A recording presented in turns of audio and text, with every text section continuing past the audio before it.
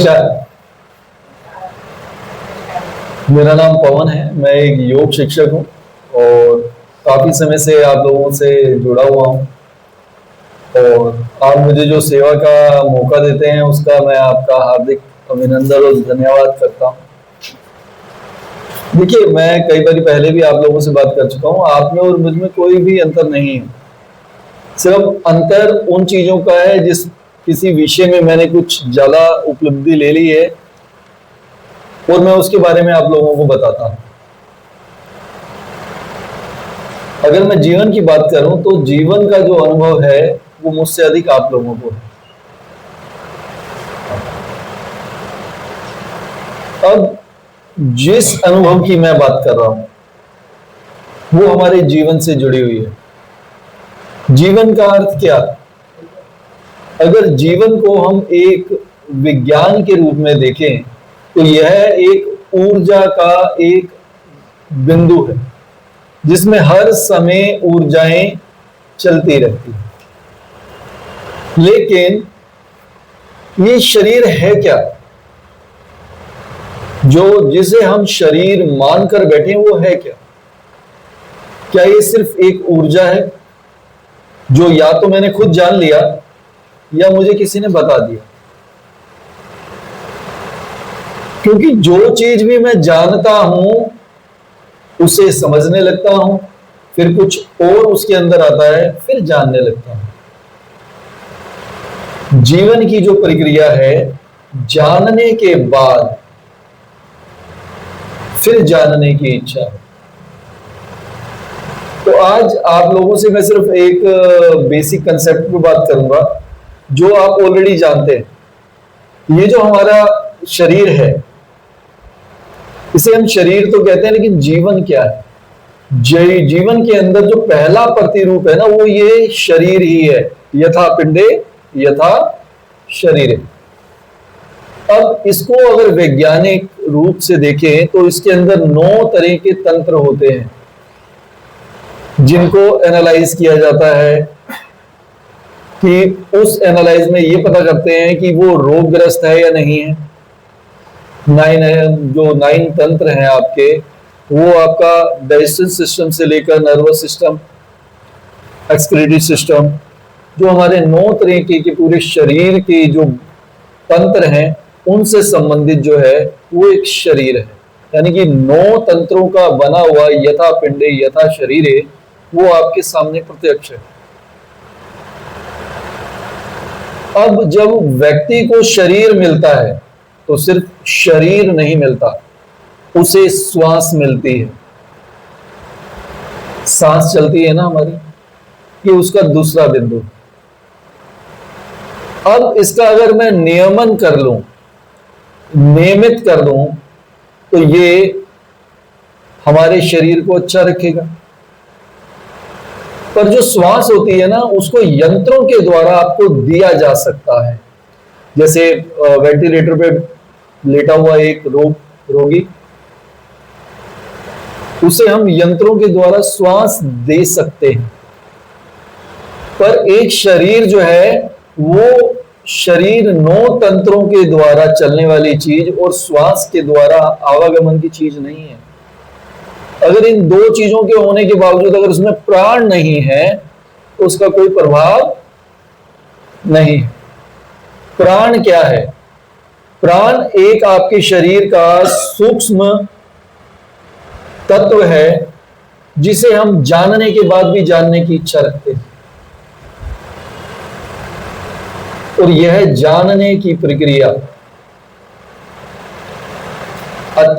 अधिक जटिल है। जिस प्रकार मैंने आपको बोला कि श्वासों को यंत्रों के द्वारा दिया जा सकता है, लेकिन हमारे शरीर के अंदर जो प्राण है उसे किसी भी प्रकार के यंत्र के द्वारा आपके शरीर में प्रतिस्थापित नहीं किया जा सकता। पहला शरीर, दूसरा श्वास, तीसरा प्राण। अब प्राण के बाद भी हमारी कुछ इच्छाएं हैं। किसी चीज को जानने की इच्छा क्या है? हमारे मन का एक विकार है। मुझे एक सेब चाहिए या एक महल चाहिए,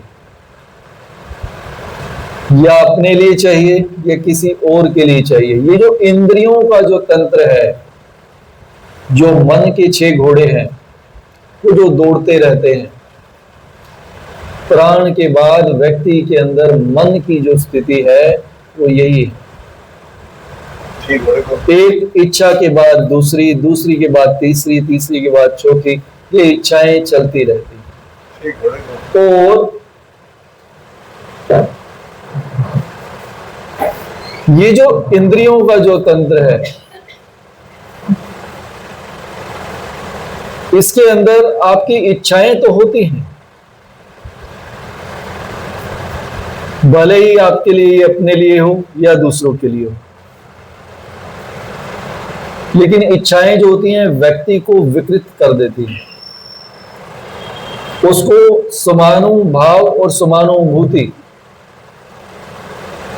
दोनों में अंतर ना करने के लिए प्रेरित करती है और सिर्फ अपनी इच्छा पूर्ति में ही लग जाती है। ये मन का एक विकार है। मन को जानने के लिए आपको प्राण का जानना अत्यधिक आवश्यक है, जिसे यंत्रों के द्वारा नहीं लिया जा सकता। हम ये तो जान सकते हैं कि हमारे शरीर के 6 इंद्रियां कौन सी हैं, किन 6 घोड़ों की बात की जा रही है, उनको हम जान सकते हैं, लेकिन जानना हमें प्राण को है, क्योंकि शरीर मिला है, हमें श्वास मिले हैं, मन भी आ गया है, लेकिन प्राण को जानना अत्यधिक आवश्यक है। अब श्वास के बारे में भी अगर आप ये सोचें, श्वास क्या है? अगर आप उसे राइट साइड से ले रहे हैं ना, तो आप अपने लेफ्ट साइड के पूरे शरीर को जो ऊर्जाएं देनी है श्वास के द्वारा वो दे रहे हैं। लेफ्ट से जो ले रहे हैं उससे राइट को दे रहे हैं। ये एक विज्ञान जो है, शारीरिक विज्ञान के अंतर्गत आता है। और जो आज मैं आपको चीजें बता रहा हूं ना, इन्हें हमने सिर्फ जाना है और हम इसे जान रहे हैं, लेकिन इस शरीर को जब आपको यथा पिंडे यथा शरीरे जो आपको मिला है, इसको आप जब जानते रहते हैं और जब जानने की इच्छा शून्य हो जाती है, अर्थात आत्मा से आपका मिलन होता है,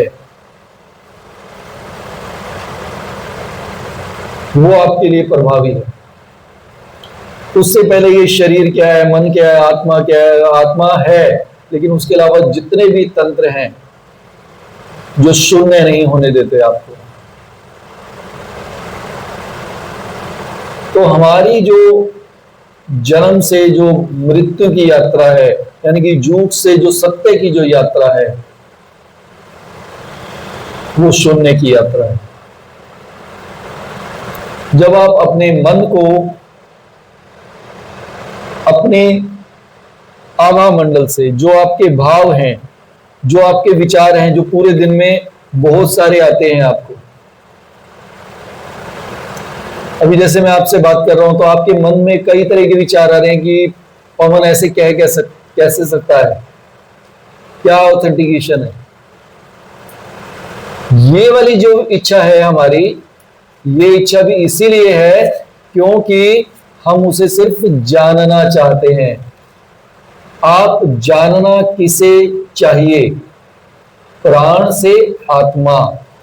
आपका शरीर जुड़े प्राण से, प्राण जुड़े आत्मा से, और जब उस मिलन से जो भी आपकी पूरे जीवन चक्र के अंदर जो चीजें चल रही थी और जो चल चुकी हैं, वो आपके कर्म पर निर्भर करती है। कर्म का अर्थ क्या? जो आपका कर्म बीत गया, वो आपका अनुभव, वो आपका पुरुषार्थ। जो वर्तमान में है वो यथार्थ है, आज की स्थिति, वो आज का पुरुषार्थ है। कर्म को सिर्फ हम 2 तरीके से जान सकते हैं, एक वर्तमान स्थिति, एक भूतपूर्व स्थिति, यानी कि जो पीछे बीत गया वो हमारा पुरुषार्थ है। हमारा अनुभव है, लेकिन जो अभी है वो अभी का पुरुषार्थ है। ये भी क्षण बीत जाएगा, ये भी अनुभव हो जाएगा। अब कर्म और प्राण, प्राण और मन, इनके बीच में एक आता है, सब बोलते हैं कि चित्त की एकाग्रता को साधो।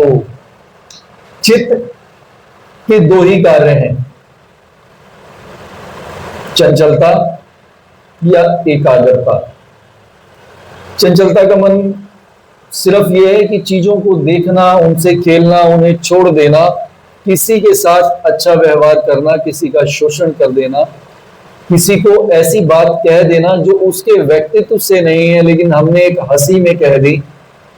तो ये चंचलता से हम जो बालपन से, अटकलपन से जो किसी को भी कोई बात कह देते हैं, उससे हम अपने जो फोकस एरिया का है उसे तो डिस्ट्रैक्ट करते ही हैं, जिस व्यक्ति को हम बोल रहे हैं वो भी डिस्ट्रैक्ट हो जाता है। जो आपका शरीर से आत्मा की जो यात्रा है, इसमें जो मुख्य आपके जो भाग हैं जिन पर आपको कार्य करना है, जिसे जानना है। शरीर आप जानते हैं नौ तंत्र है, श्वास उसके साथ रहता है, प्राण मिलते हैं तो मैं बात करता हूं। जब बात करता हूं तो इच्छाएं जागृत होती हैं। इच्छाएं कहां होती हैं? मन में होती हैं। जब मन में इच्छाएं आती हैं तो उसके पश्चात चित्त की यात्रा चलती है। चित्त चंचलता में ले जाता है या एकाग्रता में ले जाता है। और जब चित्त की यात्रा होती है तो हमारे भाव और आवामंडल जो है उनके अंदर अनेक प्रकार के विचार, आचार, व्यवहार, कई तरीके की चीजें आती हैं। तो जिस तरह का भाव उस तरह का चलन। जब ये चलन आपके चलते रहते हैं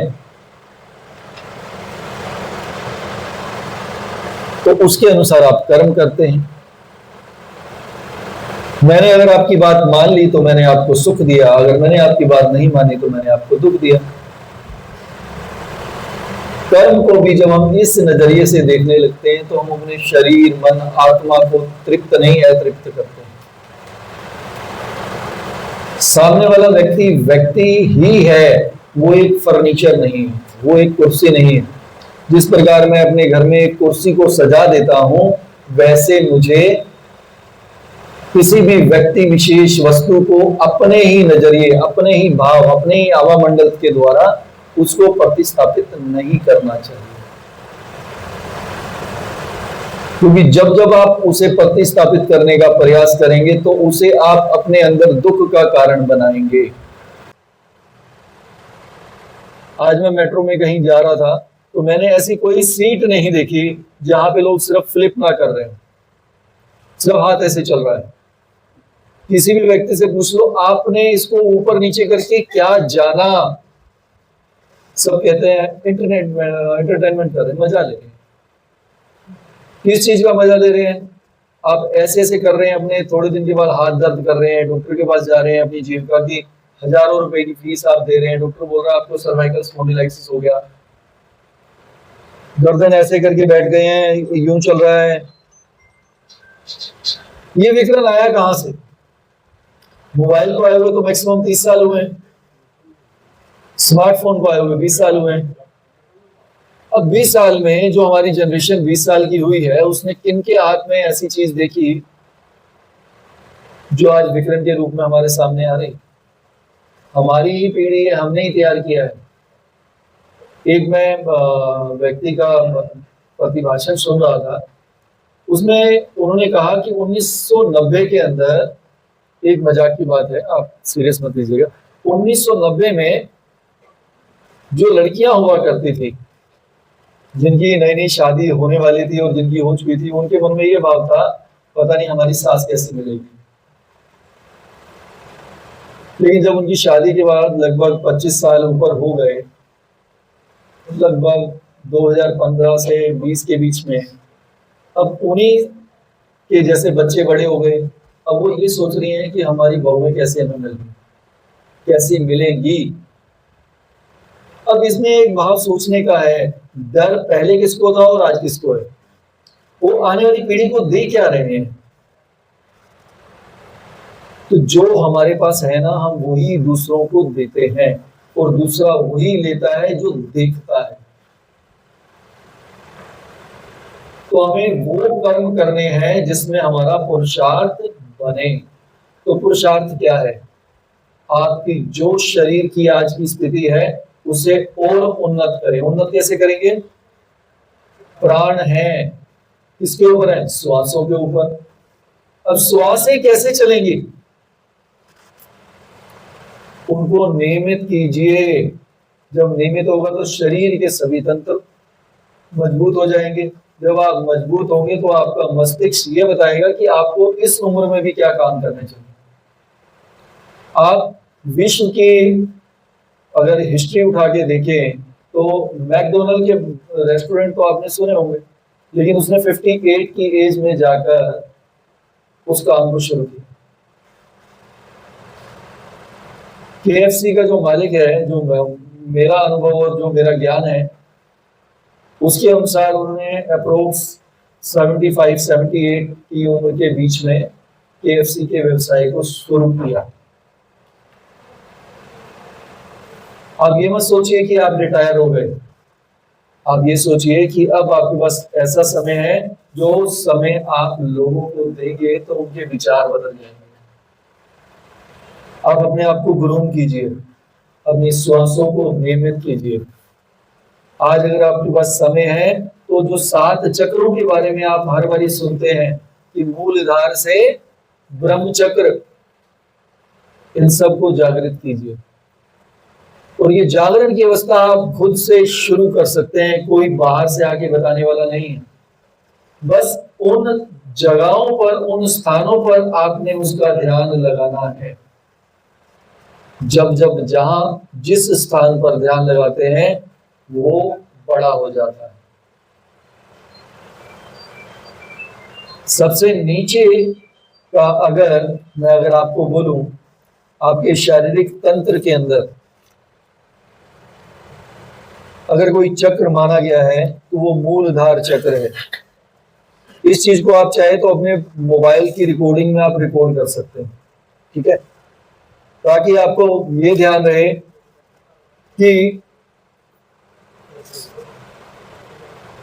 जो मूलधार चक्र जो है, मैं चक्रों की बात करूंगा अभी।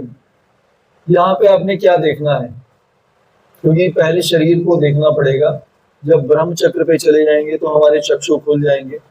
इस शरीर में रहते हुए भी हम शून्य यानी कि आत्मा को जान पाएंगे और उससे मिल पाएंगे। ईश्वर ने शरीर इसीलिए दिया है कि आप उस शून्य को जानो, क्योंकि उस शून्य को जानने के बाद भी जानने की प्रक्रिया बहुत आगे तक चलती है। लेकिन उससे पहले अगर आप शरीर के अंदर 7 चक्रों की बात करें तो सबसे पहला आपका चक्र होता है मूलधार चक्र, जो आपका एनस है। इस एरिया में मूलधार चक्र होता है। और जिस प्रकार कमल की पंखुड़ियां आपने देखी हैं, कमल के फूल की, तो यहाँ पे आप 4 पंखुड़ी वाले फूल को देख सकते हैं, जिसका जो रंग होगा बिल्कुल लाल होगा। ये आपने देखते हुए उसको इमेजिनेशन करना है, ठीक है। इसके बाद नाभि और एनएस के बीच में जो भाग है, उस भाग के मध्य भाग में स्वादिष्टान चक्र है। यह चक्र आपके रिप्रोडक्टिव सिस्टम को इंप्रूव कर देता है। अब एक उम्र के बाद क्या होता है, यूरिन सिस्टम कमजोर हो रहा है, मोशन को कंट्रोल नहीं कर पा रहे। इस चक्र को अगर आप जागृत करते हैं तो ये आपको दृढ़ता प्रदान करेगा। और यहाँ पर 6 पंखुड़ी वाले कमल का आप देखने का अभ्यास करेंगे, और जिसका रंग होना चाहिए नारंगी। 4 इंच। ठीक है। अब जो नाभि है, जब आपका जन्म नहीं हुआ था, आप अपनी माता के पेट में थे, तो आपका जो पोषण हुआ वो आपके नाभि से ही हुआ। ये सोलर ऊर्जा है आपका, जो ब्रह्मांड के अंदर जो चीज है ना, वो आपकी नाभि में है। ये जैसे हम कहते हैं ना, नाग की मणि होती है, तो आपकी मणि जो है ना, ये नाभि है। इस नाभि पर अगर आप पीले रंग का ध्यान करते हैं और 10 पंखुड़ी वाले कमल के फूल को देखते हैं जिसका रंग पीला होता है, तो आप इसे जागृत कर सकते हैं। जागृत करेंगे कैसे, मैं उस अवस्था पे भी आऊंगा। आज आपको मैं कुछ मंत्र उच्चारण कराऊंगा, साथ साथ में आप कीजिएगा। उसके बाद चक्र आता है आपका अनाहत, जिसका रंग होता है हरा। ये आपके हृदय में होता है।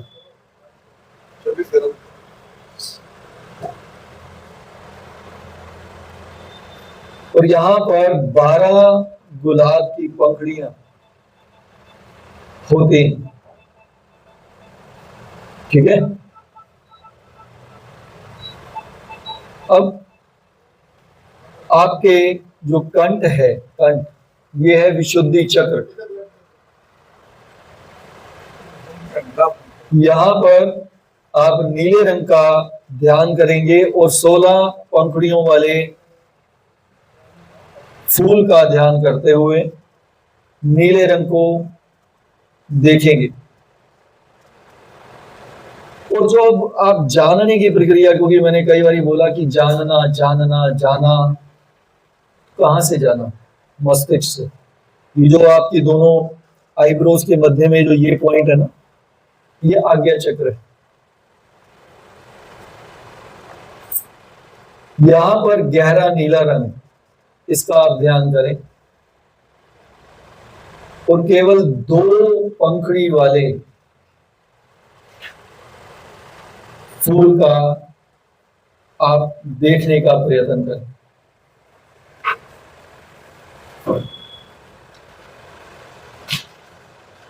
और जो 7वां जो चक्र है वो है ब्रह्म। ये यहां पर है। यहां पर जो ब्रह्म है, यहां पे जो फूल है जिसे देखेंगे आप, वो श्वेत रंग का है।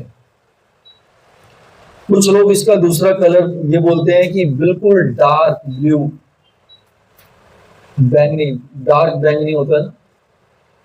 कुछ लोगों की मान्यता डार्क बैंगनी की भी। और यहाँ पे 1-2 पंखुड़ी नहीं, हजारों पंखुड़ियों का है। क्योंकि जब ब्रह्म को जानते हैं, जिस प्रकार अंतरिक्ष है आपका, उसी प्रकार